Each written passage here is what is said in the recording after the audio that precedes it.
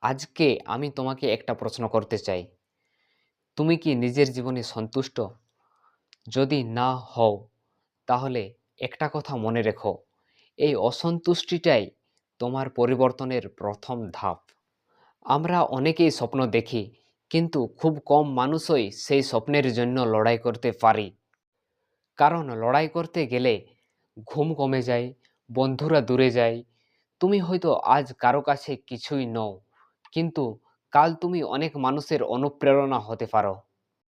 শুধু একটা সিদ্ধান্ত দরকার, আমি আর আগের মতো থাকবো না।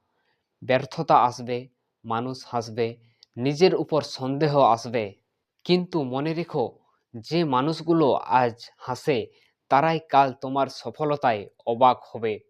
কিন্তু যদি আজ নিজে থেকে হেরে যাও, তাহলে তোমার স্বপ্ন কেউ পূরণ করবে না। কারণ স্বপ্ন ধার নেওয়া যায় না, স্বপ্ন অর্জন করতে হয়।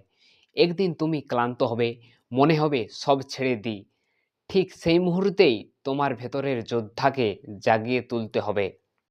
তুমি আলাদা কিছু করার জন্যই জন্মেছ। তুমি যদি নিজের উপর বিশ্বাস রাখো, তাহলে পৃথিবীর কোনো শক্তিই তোমাকে থামাতে পারবে না।